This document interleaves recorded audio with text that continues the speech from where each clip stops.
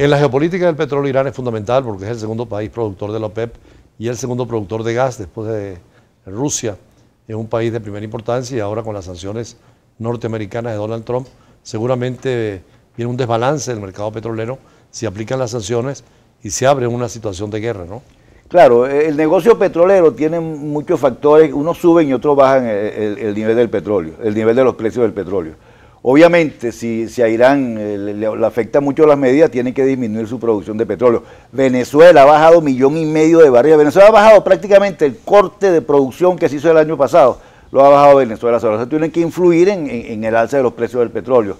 Lo de Irán también influye, pero como usted dice, lo de Corea del Norte tranquiliza al mundo y seguramente baja los precios del petróleo. Lo del petróleo de lutita que viene creciendo también seguramente aumenta la oferta y tiende a disminuir la producción de petróleo. Las elecciones en Colombia tranquilizan también al mercado petrolero porque Colombia se ha convertido en un factor importante de producción. Sí, yo creo que tranquiliza muchísimo, sobre todo por su producción y sobre todo por lo que implica para la zona. Pues.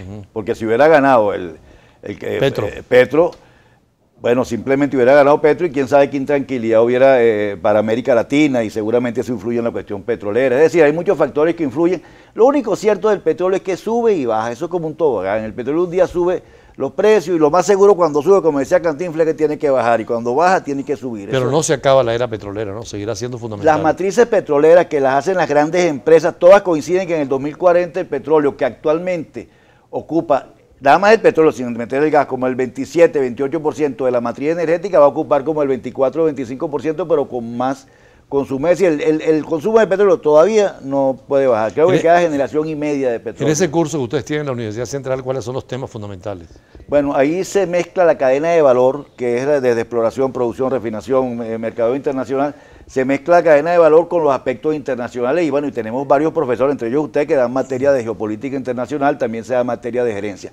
La idea con eso es que la gente sepa que el petróleo es más que petróleo, que el petróleo no es nada más producir, sino que el petróleo requiere, para el caso venezolano, que produzcamos petróleo, que lo produzcamos bien y que esa empresa, esa industria genere beneficios para por fin el desarrollo sustentable. Si alguien decía que el 10% del petróleo es economía y el 90% es política y diplomacia, ¿no? Y es posible que se haya quedado corto. Realmente el petróleo es algo demasiado complejo. Por eso es que la figura de experto petrolero, eso es como ser experto en la totalidad, es muy difícil. ¿Dónde se forman aquí los especialistas en petróleo en Venezuela?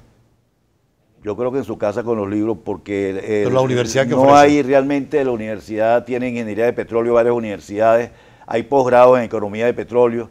Este diplomado realmente está buscando que la gente vea las cosas integrales. No hay un estudio integral, como me explicaban el otro día, que creo que en Cuaya hay una facultad de petróleo. Así eso debemos tener. Una universidad del petróleo tiene en los países árabes. Sí. Pero sí hay muchísima gente trabajando. En este momento, gente del petróleo, que está muy viva, y siempre lo digo porque estamos muy vivos y muy esperando, opinando y haciendo nuevos planes sobre la industria petrolera. Así como esta gente de petróleo, hay muchísimas organizaciones y con mucha gente que conoce mucho de petróleo que estamos trabajando en planes alternos para rescatar la industria petrolera porque realmente se vino al piso. Hace poco me pedían un grupo de diplomáticos precisamente una especie de curso, charla, conferencia sobre el petróleo en Venezuela, la historia, los componentes, la cadena de producción y la geopolítica. Sí, claro, es muy importante porque el petróleo no se puede ver solo, el petróleo hay que verlo desde todo ese punto de vista, porque el petróleo no solamente es la producción, es el impacto que tiene. ¿Cuántos venezolanos, podríamos decir, se han profesionalizado en el petróleo, entre los que hay en la industria y los que se han ido?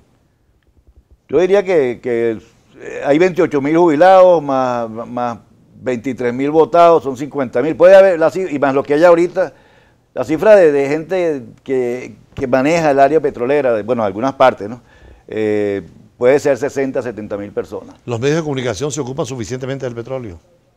Realmente se ocupan poco para... Hay que darle más importancia. Hay que darle mucha más importancia y a los políticos también.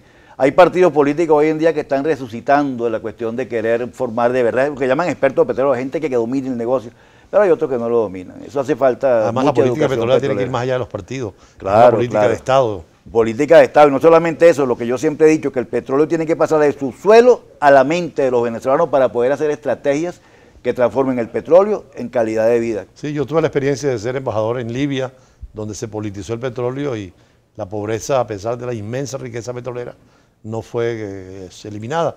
En cambio, Kuwait y los Emiratos Árabes Unidos han aprovechado para crecer y llevarle al pueblo todos los recursos del petróleo.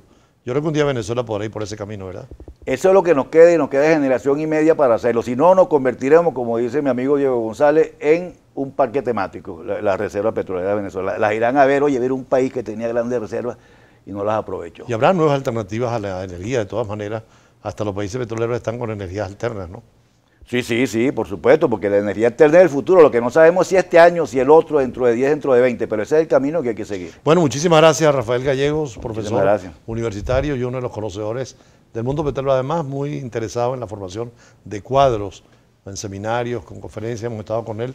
Incluso le ha dado charlas a embajadores extranjeros acreditados en Venezuela sobre la temática petrolera y que sigamos formando a esos cuadros que en definitiva es el recurso más importante para el país. Cerramos nuestro recorrido por los escenarios internacionales, como siempre mañana con el choque de las imágenes, la fuerza de las palabras y estos análisis en profundidad.